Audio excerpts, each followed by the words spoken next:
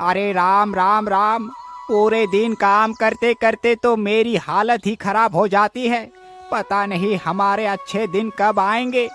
अजी, यह पानी पी लीजिए, इससे आपकी थकान कुछ कम हो जाएगी। लोहार तुरंत ही पानी का गिलास लेकर पानी पी लेता है। आहा, पानी पीने के बाद तो जैसे सारी थकान गायब हो जाती है। अजी, आज मैंने फिर से वही सपना देखा था। अरे भाग्यवान, वो सपना तुम्हें बार बार इसलिए आता है क्योंकि तुम उस सपने के बारे में ही सोचती रहती हो।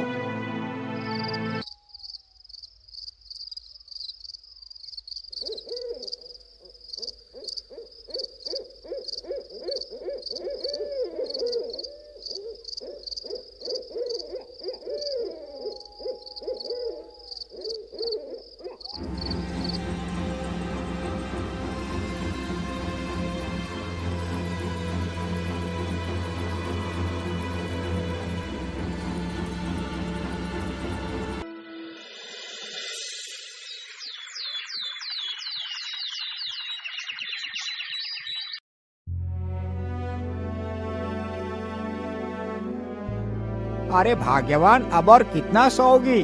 चलो उठ जाओ, सुबह हो गई है। इतना सुनते ही लोहारिन की नींद खुल जाती है और वह उठकर खड़ी हो जाती है। अरे भाग्यवान, क्या बात है, आज तुम इतनी देर तक सोती रही? अजी, आप मेरी बात क्यों नहीं मानते? आज मैंने फिर से वही सपना देखा। मुझे लगता है मुझे ये सपना ऐसे ही नहीं आ रहा, इसके पीछे जरूर कोई कारण है। आप मेरी मानो तो आज आप जंगल चले जाओ और जंगल में से उस चमकीले अखरोट को तोड़ कर ले आओ। मैं उस अखरोट को खाऊंगी। अच्छा अच्छा, ठीक है भाग्यवान, मैं अभी जाता हूँ और तुम्हारे लिए वो अखरोट लेकर आता हूँ। इतना सोचकर लोहार अखरोट लाने के लिए चल पड़ता है।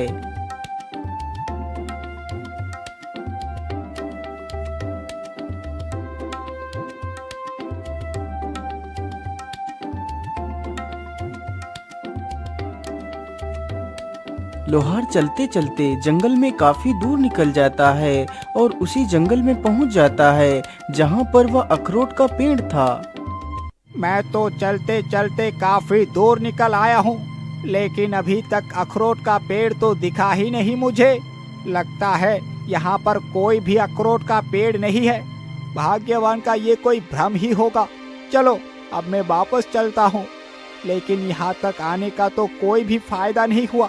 मैं ऐसा करता हूँ, थोड़ा सा और आगे चलकर देखता हूँ, हो सकता है कि वो अखरोट का पेड़ वहीं पर मिल जाए।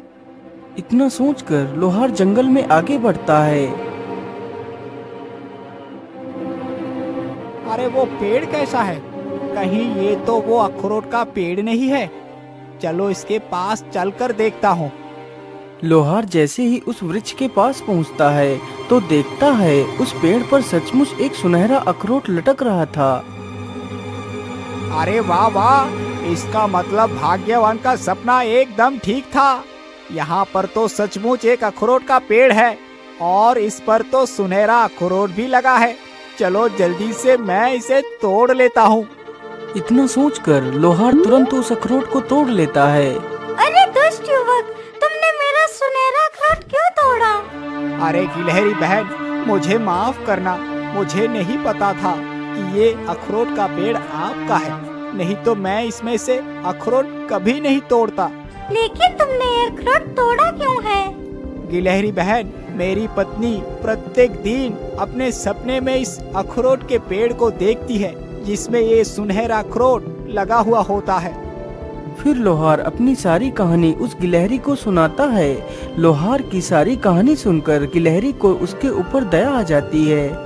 अच्छा ठीक है लोहार भाई, तुम इस अखरोट को ले जा सकते हो, और हाँ, ध्यान रखना, जब तुम्हारी पत्नी इस अखरोट को खाएगी तो उसे 2 जुड़वा बच्चे पैदा होंगे।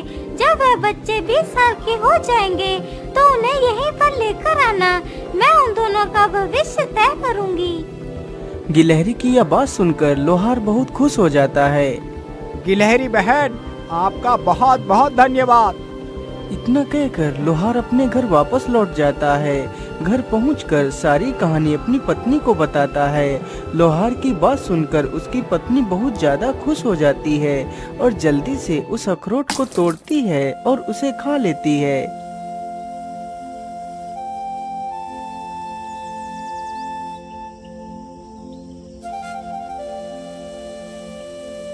लोहार को इसी प्रकार काफी दिन गुजर जाते हैं। 10 महीनों के बाद लोहार की पत्नी ने गिलहरी के कहे अनुसार ही 2 पुत्रों को जन्म दिया। पुत्र की प्राप्ति के बाद लोहार और लोहारिन बहुत खुश हो जाते हैं।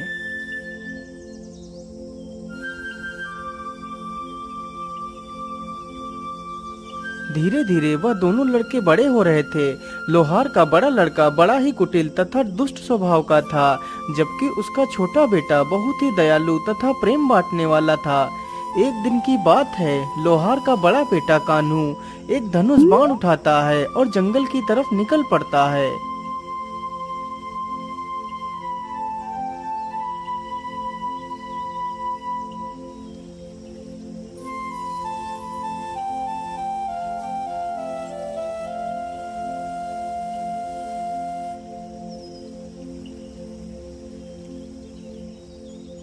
वह चलते चलते जंगल में काफी दूर तक निकल जाता है। तभी उसने देखा एक पेड़ पर एक कबूतर और कबूतरी बैठे हैं।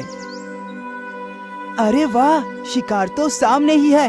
चलो जल्दी से अपना धनुष संभालता हूँ और इन पक्षियों पर निशाना लगाता हूँ।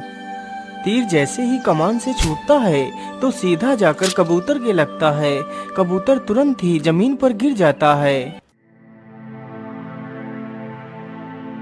अरे दुष्ट, तूने ये क्या किया? तूने मेरे पति को तीर क्यों मार दिया? मैंने तेरा क्या बिगाड़ा था? अरे मूर्ख चिड़िया, तू अपनी जुबान कुछ ज्यादा ही चला रही है। रुक, मैं अभी तुझे मजा चखाता हूँ। इतना कहकर वह अपना तीर उस कबूतरी के ऊपर तान देता है। रुक जाइए भैया, आप ये क्या कर रहे हैं? आखिर आप इन मासूमों को क्यों मार रहे हैं? आखिर इन्हें मारकर आपको क्या मिल जाएगा? तू हट जा प्रेम, आज मैं इस चिड़िया को जीवित नहीं छोड़ूंगा।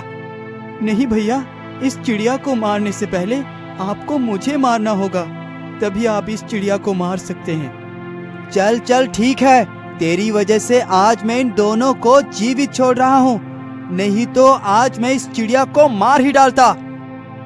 इतना कहकर कान्हू वहाँ से चला जाता है। अरे आपको तो बहुत ज्यादा चोट आ गई है।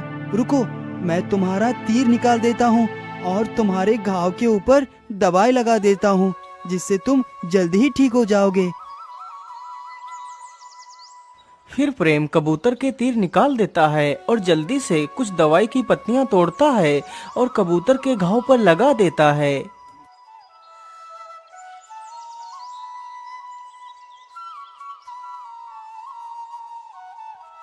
अरे बेटा, तुम तो कितने दयालु हो, लेकिन तुम्हारा भाई तुमसे एकदम विपरीत है। यदि आज आप नहीं आते तो वह दुष्ट हम दोनों की जान ले लेता। हमारी जान बचाने के लिए आपका बहुत बहुत धन्यवाद। फिर वह दोनों कबूतर और कबूतरी वहां से उड़ जाते हैं।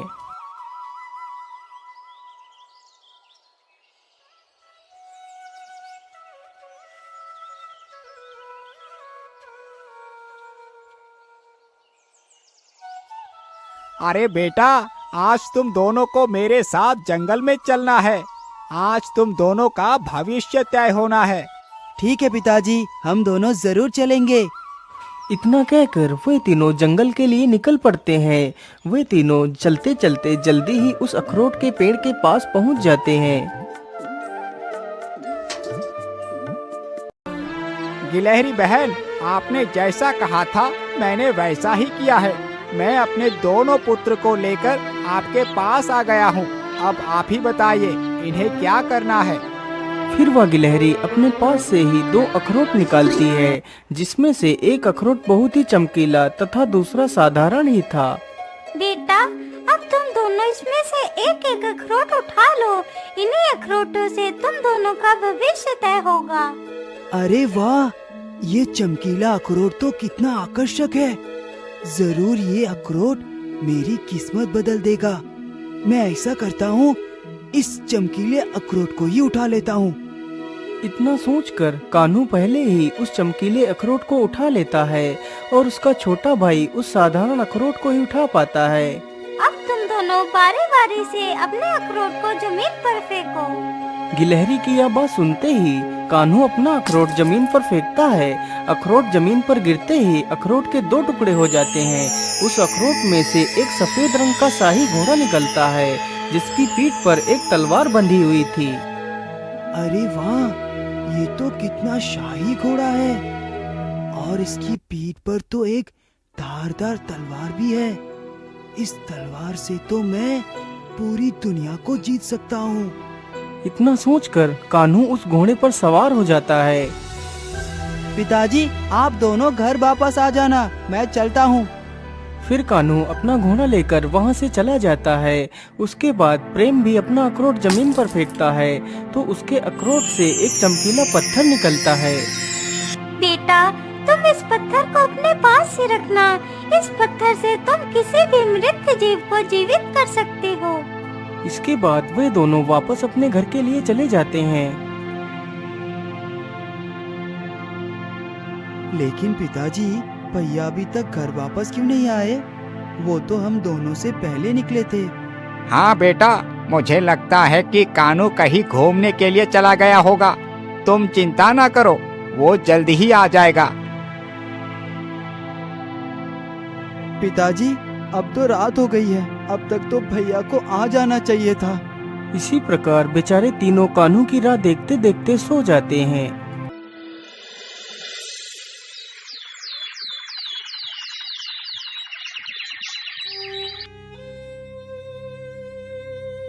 अजी, कहीं हमारा बेटा किसी मुसीबत में तो नहीं फंस गया? अब तक तो उसे आ जाना चाहिए था। हाँ भाग्यवान, तुम बिल्कुल ठीक कहती हो। मुझे तो लगता है मेरा पुत्र जरूर किसी मुसीबत में फंस गया होगा। भाग्यवान, तुम बिल्कुल भी चिंता ना करो, मैं आज ही अपने पुत्र को ढूंढने के लिए जाता हूँ। इतना कहकर विनोद निकल पड़ता है। वह गांव में कई सारे लोगों से कान्हू के बारे में पूछता है, लेकिन कान्हू का कोई अता पता नहीं था। वो पूरे जंगल में इधर उधर घूमता है, लेकिन उसे कान्हू कहीं भी नहीं मिलता। लोहार और लोहारिन तथा वह लड़का तीनों बहुत चिंतित थे, लेकिन कान्हू का कोई भी पता नहीं था। आखिर कान्हू मिलता भी कैसे? वह तो घोड़ा और तलवार पाकर अहंकार से भर चुका था, इसलिए वह कुंभल राज्य पर आक्रमण कर देता है। तो राजा के सैनिक उसे बंदी बनाकर कारागार में डाल देते हैं।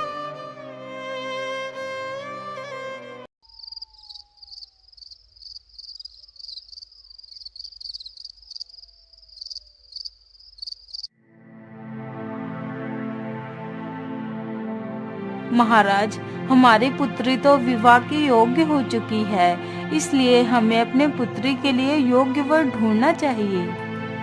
हाँ महारानी जी, ये चिंता तो मुझे भी सता रही है।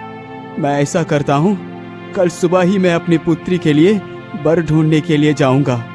जैसे ही आधी रात होती है तो राजकुमारी बहुत ही गहरी निद्रा में सो जाती है। तभी वहाँ पर एक जहरीला सर्प उसके पलंग के पास आ जाता है और राजकुमारी को डस लेता है।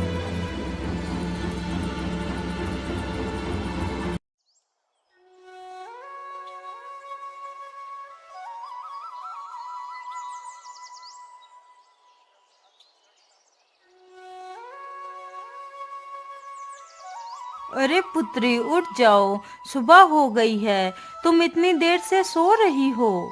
महारानी के बार बार बोलने पर भी जब राजकुमारी नहीं उठी तो महारानी ने राजकुमारी की चादर खींच ली तो देखा कि किसी सर्प ने राजकुमारी के हाथ पर काट लिया है।